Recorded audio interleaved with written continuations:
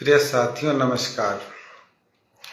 आज मैं आप सभी के बीच में श्रीमद् भागवत गीता के अध्याय 4 का श्लोक 7 एवं 8 पर चर्चा करूंगा। श्लोक 7 एवं 8 जो है हमें क्या संदेश देना चाहती है। सबसे पहले तो आप ये जान लो, गीता जो है किसी जाति विशेष धर्म का ग्रंथ नहीं हो करके यह संपूर्ण सृष्टि के लिए, सभी मानव जाति के लिए है। इसमें आप जो अध्ययन करेंगे, जो जानेंगे, वह एक मैनेजमेंट है, वह एक सिस्टम है, वह एक राह दिखाने वाली जो है ना ग्रंथ है। तो गीता जो है ना कोई भारत के लिए नहीं बना है, यह पूरे दुनिया के लिए बना है, यह किसी खास विशेष लोगों के लिए नहीं बना है, यह सभी के लिए बना हुआ है। आप इसमें जाति धर्म पे न ले जा करके इसके गूढ़ रहस्य को समझेंगे तो आप तो समझ पाएंगे कि श्रीमद् भागवत गीता और योगेश्वर श्री कृष्ण आखिर वस्तुतः कहना क्या चाहते हैं। तो गीता अध्याय के श्लोक 7 एवं 8 पर हम चर्चा करेंगे आज। तो इसमें कहा गया है कि यदा यदा ही धर्मस्य ग्लानिर्भवति भारत अभ्युत्थानं धर्मस्य तदात्मानं सृजाम्यहम् परित्राणाय साधूनां विनाशाय च दुष्कृतां धर्म संस्थापनार्थाय संभवामि जुगे जुगे। योगेश्वर श्री कृष्ण कहते हैं कि हे भारत, जब जब धर्म की हानि और अधर्म की वृद्धि होती है तब तब ही मैं अपने रूप को रचता हूं, अर्थात साकार रूप से लोगों के सम्मुख प्रकट होता हूं। फिर साधु पुरुषों का उद्धार करने के लिए, पाप कर्म करने वालों का विनाश करने के लिए और धर्म की अच्छी तरह से स्थापना करने के लिए मैं जुग जुग में प्रकट हुआ करता हूं। सिर्फ 2 श्लोक लेंगे हम और 2 ही श्लोक पर हम आज आप सभी के बीच चर्चा करेंगे। श्री कृष्ण कहते हैं कि जब जब धर्म की हानि होती है तो मैं प्रकट होता हूं, मैं अपने रूप को रचता हूं और धर्म की स्थापना के लिए और अधर्म के नाश करने के लिए मैं आप सभी के बीच में आता हूं, इस सृष्टि पे अवतरण लेता हूं या जो कुछ मैं अपने रूप को रचता हूं। तो साथियों, मैं आज आप सभी से ये कहना चाहता हूं कि धर्म क्या है। धर्म वस्तुतः हम समझते हैं हिंदू, मुस्लिम, सिख, ईसाई, ये विभिन्न तरह के धर्म हैं। आप सभी को बता दूं जानकारी के लिए कि पूरे सृष्टि में, पूरे विश्व में 300 प्लस धर्म है, 300 से अधिक धर्म है। और 300 धर्म की जो है 300 प्लस धर्मों की अलग अलग जो है पुस्तकें हैं, अलग अलग ग्रंथ हैं, अलग अलग पूजा पद्धति, ध्यान और आपको सजदा, नमाज, बहुत सारी चीज है। लेकिन वस्तुतः धर्म क्या है और अधर्म क्या है, इस पे चर्चा करूंगा। और वह जो महानायक आता है वह धर्म की किस प्रकार रक्षा करता है। वस्तुतः धर्म क्या है और अधर्म क्या है।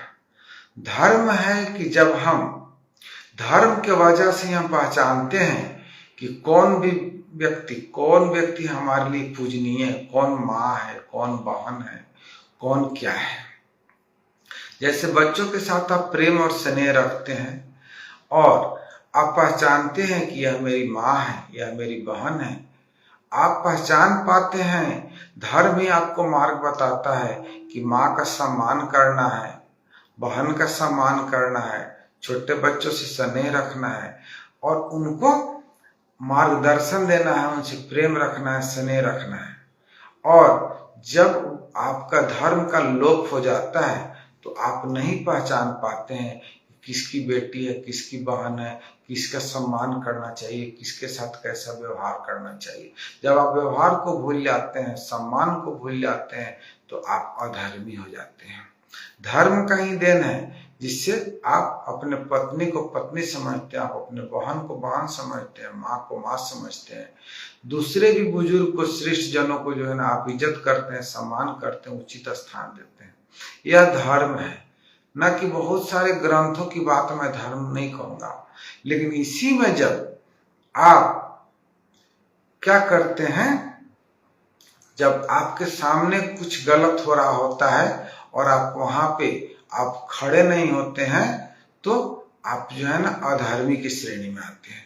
जैसे कि आपको पता है कि द्रौपदी का चीरहरण हो रहा था, उस सभा में द्रोणाचार्य बैठे थे, कृपाचार्य बैठे थे, उस सभा में भीष्म पितामह बैठे हुए थे, जो भीष्म पितामह की पुत्रवधि थी, और वहां पे उनका जो है चीरहरण हो रहा था, लेकिन भीष्म पितामह वहां पे नहीं बोले।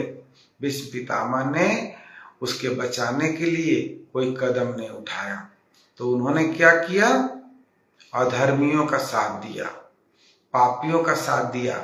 जहां एक अबला स्त्री का चीरहरण हो रहा था और इतने शूरवीर द्रोणाचार्य कृपाचार्य से लेकर के आपको अश्वत्थामा और आपको भीष्म पितामह भी बहुत सारे बैठे हुए थे, पर किसी ने वहां पर उसकी रक्षा नहीं करी। ठीक है, उसने जीत लिया था, द्रौपदी को जीत लिया था जुआ में, लेकिन जीत लेने का मतलब ये नहीं होता है कि आप भरी सभा में एक महिला का आप इस तरह अपमान करें, उसका नंगा करो, तो वहां पे ही ये अधर्म का नींव पड़ा। तो ऐसे ऐसे पाप बढ़े थे, क्योंकि पाप और अधर्म क्या है, जब किसी कमजोर को सताया जाता है, किसी के बेटी बहन को अपना बेटी बहन नहीं समझा जाता है, किसी कमजोर अबला का जो है ना रेप किया जाता है, दुष्कर्म किया जाता है, उसकी हत्या कर दी जाती है, किसी की जमीन हड़प ली जाती है, किसी कमजोरों को सताया जाता है, इस तरह धीरे धीरे जो है ना पाप बढ़ता है। तो क्या होता है, कोई अवतार का अवतार नहीं होता, कोई ना कोई व्यक्ति इस धरती पे नायक के रूप में उभरता है, और वह नायक के रूप में उभर करके वह जो है ना ऐसे लोगों को सजा देता है। जैसे कि कोई गलत कर रहा है तो उसके पक्ष में कोई व्यक्ति खड़ा होता है और वह उसको क्या करता है, सहारा देता है, उसको न्याय दिलाता है।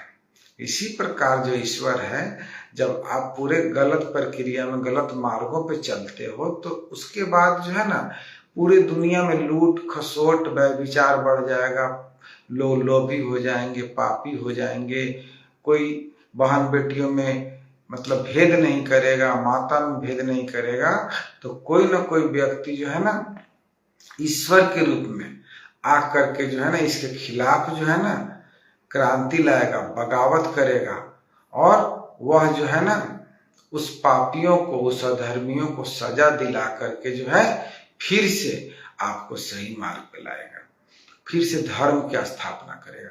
धर्म का मतलब होता है अपने निज स्वभाव में जीना, यही सबसे मुख्य धर्म होता है।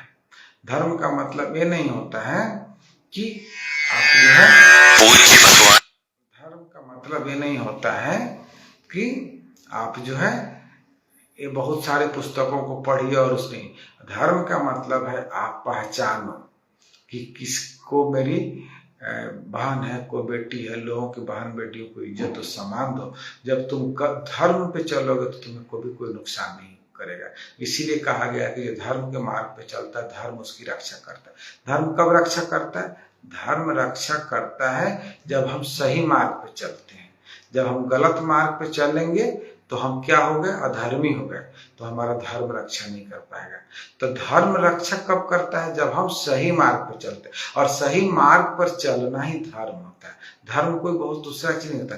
सही मार्ग पे चलना धर्म है और गलत मार्ग पे चलना धर्म है। जब हम सही मार्ग पे चलेंगे, मान लीजिए कि मैं किसी को क्षति नहीं पहुंचाएगा तो मुझे कोई क्षति नहीं पहुंचाएगा। जब हम किसी के साथ गलत नहीं करें तो कोई मेरे साथ गलत नहीं करेगा। हम किसी के बहन बेटियों बहुओं पर अपना गलत निगाह नहीं डालेंगे तो कोई हमें किसी तरह की क्षति नहीं पहुंचा सकता, किसी तरह से हमको चोट नहीं पहुंचा सकता। लेकिन जब हम वहीं हमारा नजरिया बदल जाएगा, हम गलत निगाहों से दूसरे को देखेंगे तो कोई क्या करेगा? हमें डंडा मारेगा, हमें सजा देगा, हमें पनिशमेंट करेगा। तो धर्म किसकी रक्षा करता है?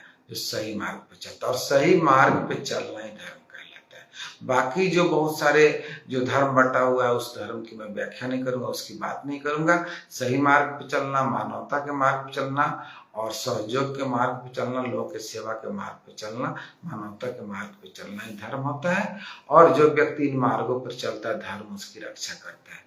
इसका मतलब यही है। चलिए साथियों, नमस्कार, प्रणाम, शुक्रिया।